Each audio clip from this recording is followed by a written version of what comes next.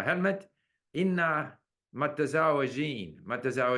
Today I want to talk about Arabic, and I want to talk about why it is important. If you want to stay the course, you have to change what you're doing. You can't keep doing the same thing over and over again if it's not working. Now, I'm going to talk about my experience.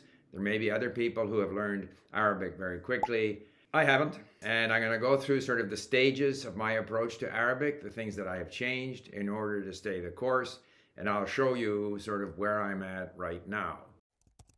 My initial motivation was a visit to Jordan, to Petra, the sudden realization that there are 400 million people in the world who speak Arabic. So I got very interested in the Middle East. I bought books on the history of the Arabs, two books in particular, one by Albert Hourani and another one by somebody McIntosh, something or other, the Arabs. But it gives you a perspective on the Arabs that starts before Islam, that deals with Yemen and the Fertile Crescent and Egypt and North Africa and all these different, Iraq, and the relationship with Persia, with the Byzantine Empire, with the Greeks. There's a whole bunch of stuff there that's very, very interesting. I was motivated. And so I said, you know what? I'm going to learn Arabic, and I'm going to learn Persian, and I'm going to learn Turkish so that I can really get into the Middle East. Well, what I discovered, of course, language learning is all about motivation minus the obstacles. Like, there are obstacles, so you need a lot of motivation to overcome the obstacles, and you need time. Back in November of 2017, I was very motivated. Then I started hitting the obstacles. So the biggest obstacle initially is the writing system. They don't use the Latin alphabet. What do you know? They use the Arabic alphabet. Now, the Arabic alphabet has the same origin as the Latin alphabet. That's the Phoenician alphabet. But the Latin alphabet evolved from the Phoenician alphabet to the Greek alphabet to the Roman or Latin alphabet. The Arabic writing system, which is the same as the Persian writing system, essentially, evolved differently. I did all kinds of things, I bought this little disc. I think I was at the American, whatever it's called, Conference of Language Teachers in San Diego. They were handing out this disc. So I bought it. I never used it. Useless for me. Not that it isn't good for other people, but it shows you the equivalence between Latin letters and Arabic letters. I got apps for my iPhone, which I hardly used, and I just struggled. Most of all, I just had to continue reading. I started to get a sense of what the words meant. The problem in Arabic is that the form of the word is different depending on whether it's at the beginning, the middle, or at the end of a word. Some of the words still look very similar to each other to me, because I'm not used to them. So it has remained a major obstacle.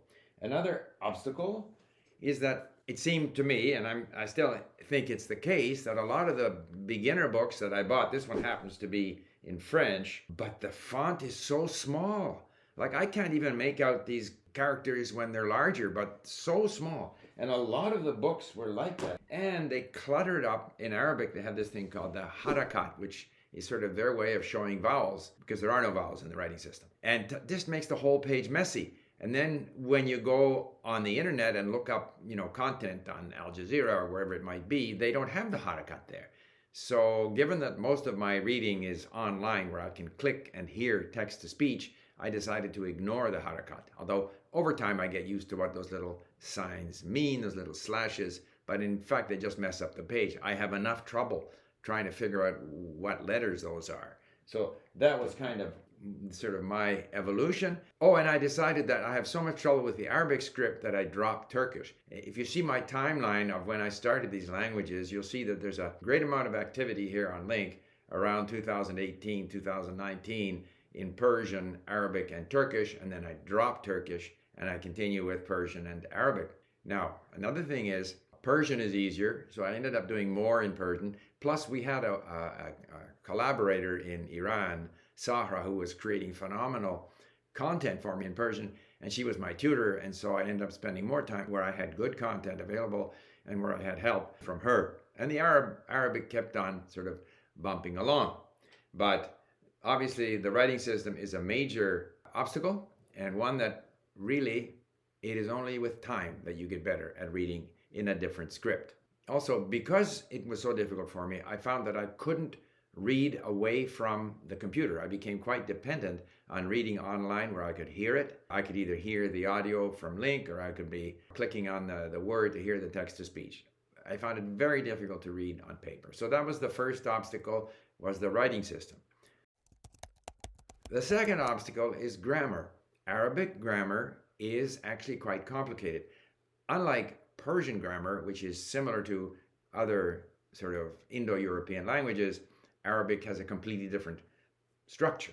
So, Modern Standard Arabic Verbs is one of the many books that I bought. Like, I've got books down here in Palm Springs. I've got other books up in Vancouver. You turn up page 4A1, assimilated measure 4, Hamza assimilated measure 4, Hamzated defective measure 3, defective measure 1, like all these different descriptions of the verbs.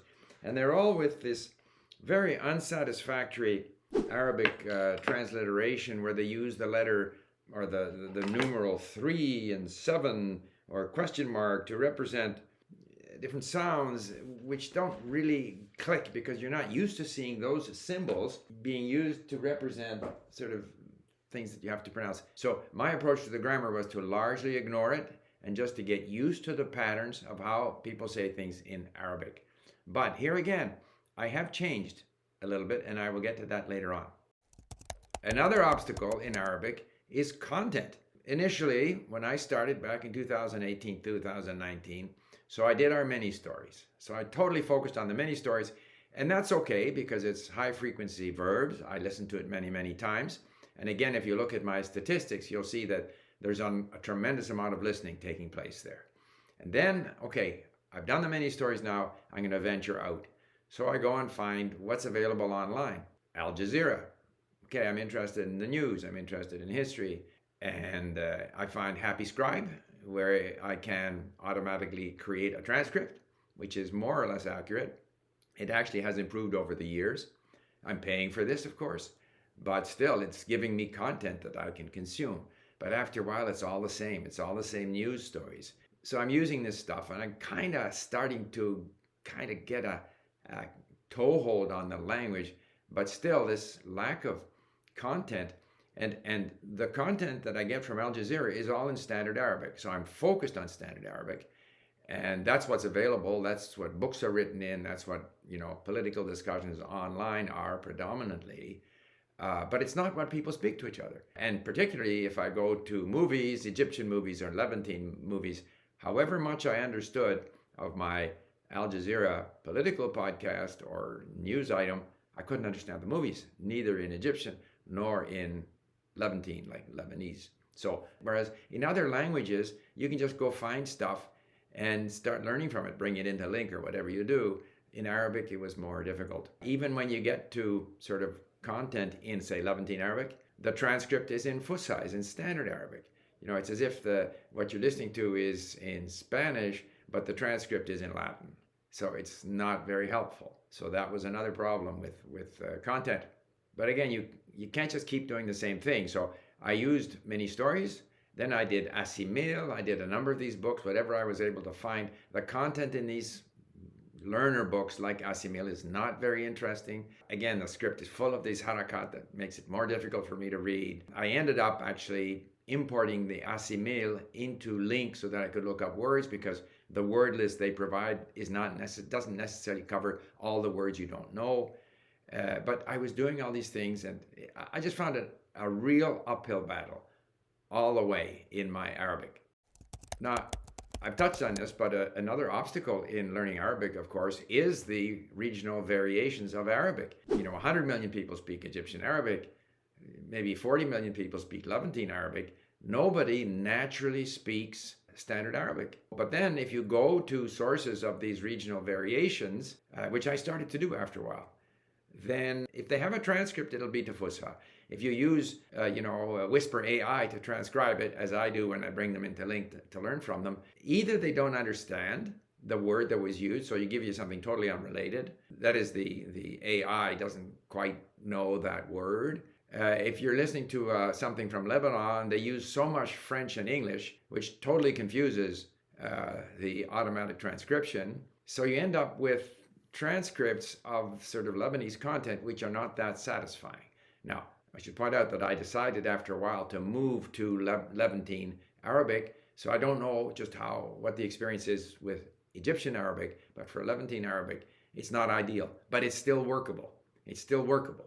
So, but the range of sort of the variety of regional forms of Arabic is an obstacle to learning Arabic. But I decided to stop focusing just on Al Jazeera and the sort of Fusha because I realized that I would be forever trying to learn all the vocabulary that's there because the vocabulary, and this is another point I'll get to, in Arabic is massive. So I said, no, we're going to focus in on Levantine. It's going to be real people talking about real things. So there again, I changed what I was doing. And that brings me to the sort of other big problem that I had in Arabic is that the vocabulary is so massive. With half the vocabulary in Persian that I have in Arabic, I understand far more in Persian and I can express myself better in Persian than in Arabic. Although now I've spent the last 2 months on Levantine Arabic, I've maybe dropped a bit in my Persian, but in fact, I'm better at Persian than Arabic because of the massive size of the vocabulary. But nevertheless, I stayed with it. And I will tell you sort of at the end here how I have changed my strategy because you can't keep running, pushing on a rope. But first I'll go through my sort of milestones in my Arabic learning. So more or less a year after I decided to learn Arabic, and I'd been working on it together with Persian, I went to Morocco. The Moroccans were quite happy to humor me in standard Arabic, although they all spoke French better than I spoke Arabic. أنا أحب اللغة العربية. نعم. and أريد أن يتكلم. نعم. ولكن ليس فرصة كثيرة في المغرب. لأن معجم الناس مجمل الناس لا يتكلم. So that's sort of the start of my sort of Arabic adventure, immersing myself in the language. Then you'll see a snippet here of me speaking with my tutor Mohammed from Cairo. أنا في اللغة العربية الأفعال the verbs الأفعال صعبة جدا. and الآن عندما قرأ في اللينك في الآيباد كل مرة عند يوجد أفعال أنا أبحث في ال context reversal conjugator. نعم. And he was a great guy and he was very motivating and he also got me going or interested in Egyptian Arabic. He gave me the names of some Egyptian movies and of course I couldn't understand them, but that's kind of a next stage, and that's 3 years ago. And I have the feeling, or I had the feeling until recently, that I hadn't really progressed much since then. Where am I now? I have decided to reassess some of my strategies. So I discovered a website called Yalla Arabi through some of the content that they put out on YouTube. And I got in touch with them initially to ask them if we could use their material at Link. Turns out all of their material has a lengthy English introduction, which makes it less useful for Link, but it's still very good content. Yalla Arabi. I definitely recommend it. And then they proposed that I work with one of their tutors. So I said, I have had success working with tutors when the tutor is sort of motivating and flexible and so forth. And that can be a source of inspiration, a source of motivation. And so I've started working with Samer at Yalla Arabi. Yalla Arabi has a grammar book, but it's a very good grammar book. It somehow hits on all the things that I have come across, and working with Samer in our sessions, he explains things and he gets me to say things in a way that's reinforcing and also, clarifies some issues that were not clear to me about the grammar, but he does it in a way that's not complicated, that's very straightforward and very effective. Halmat, bravo. I dreamed. Halmat, inna متزوجين. Inna. So I dreamed we were married.